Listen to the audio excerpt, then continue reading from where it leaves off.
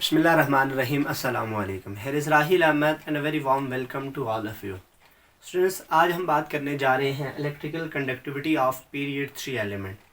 जैसा कि आपको मालूम है कि हम सेकेंड ईयर केमिस्ट्री में chapter number 1 S&P block element को डिस्कस कर रहे हैं। उसमें जो फर्स्ट टॉपिक था दैट इज़ पीरियड 3 एलिमेंट, उसके रिलेटेड हमने फिजिकल प्रॉपर्टीज़ स्टार्ट की।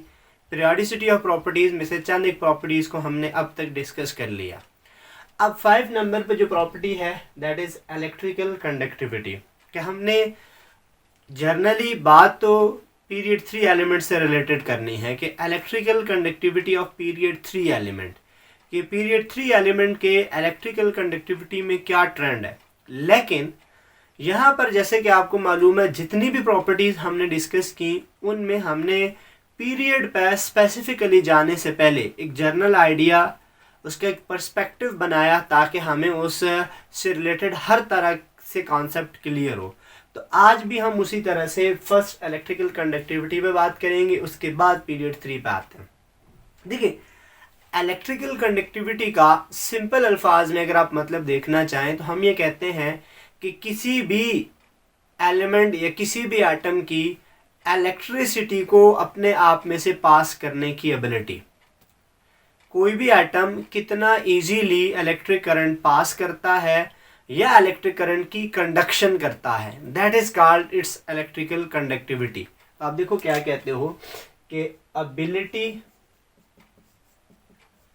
एबिलिटी ऑफ एन एटम, आप इसकी जगह पर सब्सटेंस वर्ड यूज भी कर सकते हो, लेकिन हम पीरियड 3 एलिमेंट की बात करते हैं तो आप यहाँ पे कह सकते हो एबिलिटी ऑफ एन एटम और element to pass electricity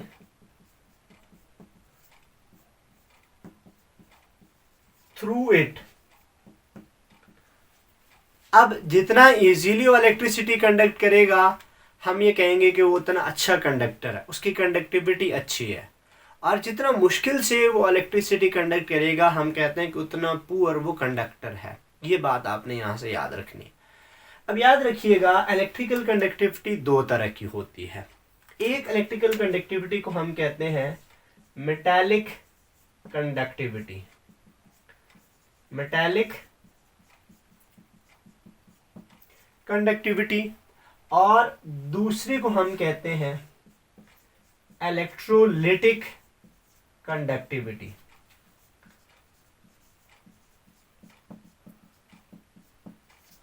metallic conductivity and electrolytic conductivity. अब यहाँ पर आपने इस बात को सिंपल अल्फाज में समझना है। मेटालिक कंडक्टिविटी का मतलब ये है कि जब फ्री इलेक्ट्रॉन कंडक्शन में इन्वॉल्व हो, किसी भी एलिमेंट या किसी भी मटेरियल में से इलेक्ट्रिक करंट पास हो रहा है और that is because of free electron, और मेटल में आपको पता है फ्री इलेक्ट्रॉन की वजह से होती है। ठीक है, तो जब फ्री इलेक्ट्रॉन की वजह से कंडक्शन होगी हम उसे कहते हैं मेटालिक कंडक्टिविटी। ठीक है, और अगर आयंस की वजह से, जैसे इलेक्ट्रोलाइट्स होते हैं वहाँ पे कैटाइन और एनाइंस की मूवमेंट होती है अपोजिट इलेक्ट्रोड्स की तरफ, वहाँ पे आयंस की मूवमेंट से इलेक्ट्रिकल कंडक्टिविटी या इलेक्ट्रिकल कंडक्शन हो रही होती है। तो जब आयंस की मदद से इलेक्ट्रिसिटी या इलेक्ट्रिकल कंडक्टिविटी हो रही हो उसे कहते हैं इलेक्ट्रोलिटिक कंडक्टिविटी, और जब फ्री इलेक्ट्रॉन की मूवमेंट से कंडक्शन हो that is called metallic conductivity. तो ये बात आपने अपने ज़हन में रखनी है। अब आते हैं यूनिट। इलेक्ट्रिकल कंडक्टिविटी की जो यूनिट आमतौर पर डिस्कस की जाती है दैट इज मोह, या फिर समटाइम पर ओम इनवर्स या सिमन। ये 3 तरह की यूनिट डिस्कस होती हैं इलेक्ट्रिकल कंडक्टिविटी से रिलेटेड। और एक और बात याद रखिएगा, सम बुक्स में इलेक्ट्रिकल कंडक्टिविटी को लिखा जाता है रेसिप्रोकल ऑफ रेजिस्टेंस, कि कंडक्टिविटी का मतलब है एबिलिटी टू पास और रेजिस्टेंस का मतलब है एबिलिटी टू स्टॉप। तो किसी भी मटेरियल की रेजिस्टेंस के inverse that is called conductivity. तो सम टाइम मैंने ये कहा कि कुछ बुक्स के अंदर कंडक्टिविटी को रेसिप्रोकल ऑफ रेजिस्टेंस भी डिफाइन किया जाता है। तो वहां पर फिर आपने ये देखना पर ओम, और आमतौर पर मो इसकी यूनिट है। ठीक है, ये जर्नल से आइडिया था कि what is basic concept of electrical conductivity, जो यहाँ तक आपके लिए इम्पोर्टेंट था वो हमने इसमें डिस्कस कर ली। अब हम देखेंगे कि इलेक्ट्रिकल कंडक्टिविटी किन किन चीज़ों के ऊपर डिपेंड करता है। देखिए, किसी भी मटेरियल की इलेक्ट्रिकल कंडक्टिविटी सबसे पहली चीज जो है डिपेंड करेगी साइज ऑफ एटम। ठीक है, दूसरी जो चीज है जिस पर वो डिपेंड करता है that is number of mobile electron, और जो तीसरी चीज है दैट इज टेम्परेचर, और चौथा फैक्टर है दैट इज बैंड गैप। किसी भी मटेरियल या किसी भी एटम की इलेक्ट्रिकल कंडक्टिविटी इन चार फैक्टर के ऊपर डिपेंड करेगी। उस एटम का साइज क्या है, उस एटम में नंबर ऑफ मोबाइल इलेक्ट्रॉन क्या है, टेम्परेचर क्या है, और बैंड गैप क्या है। सबसे पहले याद रखिएगा, size of atom is directly proportional to electrical conductivity. अगर किसी एटम का साइज जितना बड़ा होगा, हमने पहले बात की, साइज के बढ़ने से आउटर इलेक्ट्रॉन के ऊपर न्यूक्लियस का इन्फ्लुएंस कम हो जाता है। यानी कि जो आउटर इलेक्ट्रॉन है जैसे जैसे साइज बढ़ता जाएगा वो लूज होते जाएंगे और उनकी मूवमेंट इजी हो जाएगी। जब इलेक्ट्रॉन्स की मूवमेंट इजी हो जाएगी तो हम ये कहते हैं इलेक्ट्रिकल कंडक्टिविटी बढ़ जाएगी। इलेक्ट्रॉन की मूवमेंट तब इजी होगी जब साइज बढ़ेगा। तो हम ये जर्नल कह सकते हैं कि जितना साइज बड़ा होगा एटम का उतनी उसकी कंडक्टिविटी ज़्यादा होगी। दूसरे फैक्टर पे बात करते हैं, number of mobile electron. Clear कि किसी एटम में जितने मोबाइल इलेक्ट्रॉन, और मोबाइल इलेक्ट्रॉन के लिए यहाँ पर वर्ड याद रखिएगा फ्री इलेक्ट्रॉन, और जितने फ्री इलेक्ट्रॉन ज़्यादा हों, आपको ये बात क्लियर है, उतनी इलेक्ट्रिकल कंडक्टिविटी क्या होनी है, ज़्यादा होनी है। क्लियर है ये बात। अब इन दो फैक्टर के ऊपर हमने बात करनी है। ये दो फैक्टर बहुत ज़्यादा इंपॉर्टेंट है, टेम्परेचर और बैंड गैप। पहले हम देखेंगे कि how temperature effect electrical conductivity.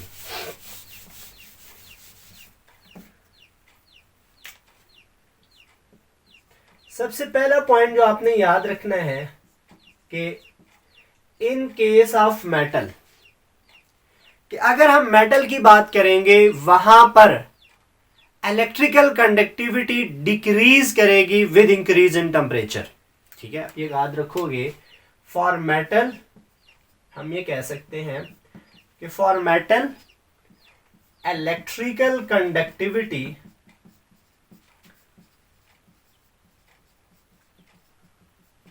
Decreases with temperature. Temperature बढ़ाने से मेटल की इलेक्ट्रिकल कंडक्टिविटी कम होती है। आमतौर पर स्टूडेंट्स का एक गलत कॉन्सेप्ट बना होता है कि टेम्परेचर बढ़ाने से इलेक्ट्रॉन फ्री होते हैं, उनकी मूवमेंट इजी होती है और कंडक्शन ज़्यादा होती है। याद रखिएगा, अगर मेटल है टेम्परेचर बढ़ाओगे उसकी कंडक्टिविटी कम होगी। क्यों कम होगी उस पर देखिए। याद रखना, हमारे पास किसी भी मटेरियल की जब हम बात करेंगे उसमें दो तरह के बैंड होते हैं। एक को आप कहते हो वैलेंस बैंड, ठीक है, इस तरह से, और दूसरा होता है कंडक्शन बैंड।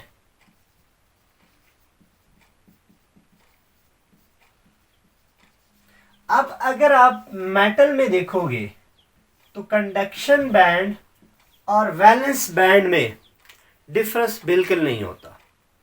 इलेक्ट्रॉन की जो मूवमेंट होती है वो होती है कंडक्शन बैंड में। जो कंडक्शन बैंड में इलेक्ट्रॉन होते हैं वो फ्री होते हैं और इलेक्ट्रिकल कंडक्शन में वो ही मूव करते हैं। लेकिन अगर आप इस मेटल का टेम्परेचर बढ़ाते हैं, इसके ये जो वैलेंस शेल में इलेक्ट्रॉन्स मौजूद हैं, जब टेम्परेचर बढ़ेगा ये वैलेंस इलेक्ट्रॉन की एनर्जी बढ़ेगी, जिसकी वजह से इनकी ऑसिलेशन बढ़ेगी और ये ऊपर नीचे इस तरह से मूवमेंट करेंगे। इलेक्ट्रॉन वहां से परमानेंटली मूव करके कंडक्शन बैंड में नहीं जाएंगे, लेकिन उनकी ऑसिलेशन की वजह से कंडक्शन बैंड में जो इलेक्ट्रॉन ऑलरेडी मूव कर रहे हैं उनकी मूवमेंट में डिस्टर्बेंस आएगी। जब उनकी मूवमेंट में डिस्टर्बेंस आएगी तो ओवरऑल कंडक्टिविटी कम हो जाएगी। तो that is the important thing that you must remember. इस बात को आपने रिमेंबर रखना है कि मेटल के केस में अगर हम टेम्परेचर बढ़ाएंगे इलेक्ट्रिकल कंडक्टिविटी कम होगी। इन केस ऑफ मेटालाइड, दूसरा जो पॉइंट है आपने याद रखना है कि अगर कोई मेटालाइड है तो मेटालाइड के केस में टेम्परेचर बढ़ाने से कंडक्टिविटी बढ़ेगी। ठीक है, तो आप याद रखिए for मेटालाइड electrical conductivity increases with temperature. That is another important thing that you must remember. ये दूसरी important चीज़ है जो आपने याद रखनी है। अब ऐसा क्यों होता है कि अगर आप मेटालाइट के केस में देखो तो ये हम कह लेते हैं कंडक्शन बैंड है और इससे थोड़े से गैप पे वैलेंस बैंड मौजूद है। तो इन केस ऑफ मेटालाइट आपने ये बात पढ़ी हुई है कि वैलेंस बैंड और कंडक्शन बैंड के बीच थोड़ा सा गैप होता है। जब हम टेम्परेचर बढ़ाएंगे, टेम्परेचर इंक्रीज करेंगे, ये इलेक्ट्रॉन यहाँ से जंप करके कंडक्शन बैंड में चले जाएंगे और जैसे ही वैलेंस बैंड के इलेक्ट्रॉन कंडक्शन बैंड में जाएंगे वहाँ पर वो मूव करना शुरू कर जाएंगे। तो यही वजह होती है कि मेटालाइट हाई टेम्परेचर पे कंडक्टर्स होते हैं और लो टेम्परेचर पर वो नॉन कंडक्टर होते हैं। क्यों कि लो टेम्परेचर पे उनके इलेक्ट्रॉन वैलेंस बैंड में होते हैं और वैलेंस बैंड के इलेक्ट्रॉन आपको पता है कि वो मूव या कंडक्शन में हेल्प नहीं करते। ठीक, तो ये एक इम्पॉर्टेंट फैक्टर था। अब आते हैं चौथे फैक्टर के ऊपर जो आई होप आपको क्लियर हो गया होगा, लेकिन यहाँ पर अगेन हम उस पर बात करते हैं, that is band gap. Band gap simple अल्फाज में हम ये कह सकते हैं डिस्टेंस बिटवीन टू बैंड। अब इसके लिए आपने तीनों को अलग अलग से देखना है, मेटल, मेटालाइड और नॉन मेटल। एक एक्सट्रीम केस है नॉन मेटल और दूसरी तरफ है मेटल और दरम्यान में है मेटालाइड। अब देखते हैं क्या है। इसमें आते हैं सबसे पहले मेटल में। याद रखिए ये हम कह देते हैं वैलेंस बैंड है। In case of metal conduction band और वैलेंस बैंड के बीच कोई फर्क नहीं है, कोई गैप नहीं है और जितना कम गैप है यहाँ के इलेक्ट्रॉनों का यहाँ जाना उतना इजी और फिर वहाँ पर वो मूवमेंट करेंगे। तो इस बात का मतलब ये हुआ कि दो बैंड्स के बीच जितना डिस्टेंस कम होगा उतना ज़्यादा कंडक्टिविटी उसकी होगी। अब इसमें आते हो अगर तो हम इसमें अगर देखें मेटालाइड में कंडक्शन बैंड है और उसके साथ क्या है, वैलेंस बैंड है। अब अगर आप इस मेटल और मेटालाइड को कंपेयर करोगे तो मेटालाइड में कंडक्शन बैंड और वैलेंस बैंड के बीच थोड़ा सा गैप होता है और जब हम टेम्परेचर हाई करते हैं ये इलेक्ट्रॉन उस गैप को ओवरकम करके कंडक्शन बैंड में चले जाते हैं। जब इलेक्ट्रॉन कंडक्शन बैंड में जाएंगे तो कंडक्टिविटी शो करेंगे। ऑन द अदर हैंड अगर आप नॉन मेटल की बात करोगे उसके कंडक्शन बैंड और वैलेंस बैंड में बहुत ज़्यादा डिस्टेंस होता है, ये वैलेंस बैंड और ये कंडक्शन बैंड। अब वैलेंस बैंड और कंडक्शन बैंड के बीच बहुत ज़्यादा फर्क होने की वजह से आप टेम्परेचर ज़्यादा करें या ना करें, यहाँ के इलेक्ट्रॉन्स का यहाँ पर जाना आसान नहीं है, मुश्किल है कि ये इलेक्ट्रॉन यहाँ पर नहीं जा सकते।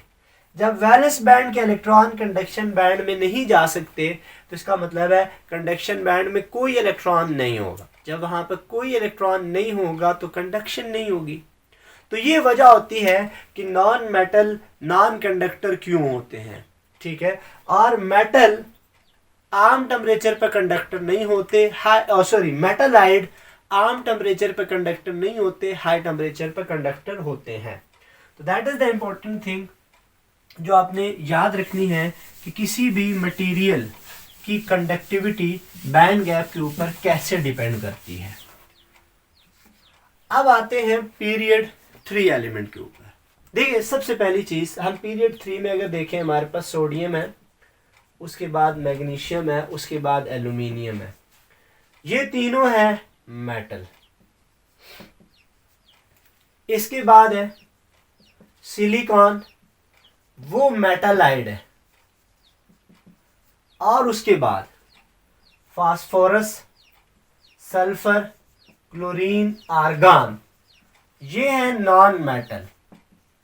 और ये बात तो आपको पता है कि ये नॉन मेटल चाहे टेम्परेचर कम हो या ज़्यादा हो, ये नॉन कंडक्टर होने हैं।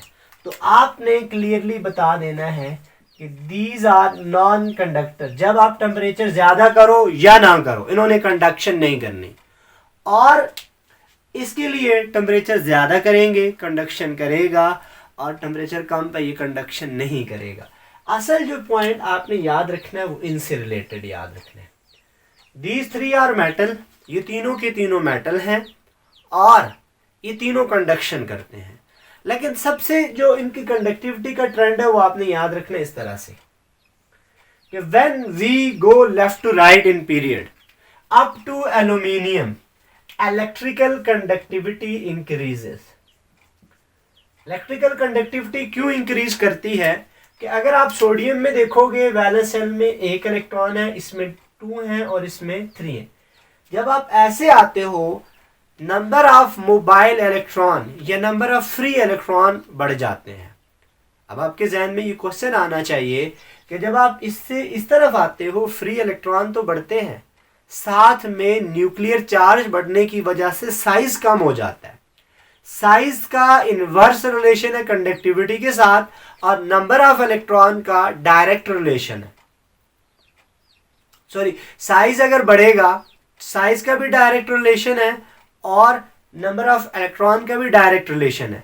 लेकिन यहाँ पे साइज कम हो रहा है। जब आप सोडियम से एल्यूमिनियम की तरफ आ रहे हो तो कंडक्टिविटी कम होनी चाहिए विद रिस्पेक्ट टू साइज, लेकिन नंबर ऑफ इलेक्ट्रॉन बढ़ रहे हैं तो with respect to number of electron conductivity बढ़नी चाहिए। तो याद रखिएगा, यहाँ पर जो डोमिनेंट इफेक्ट होता है वो किसका है?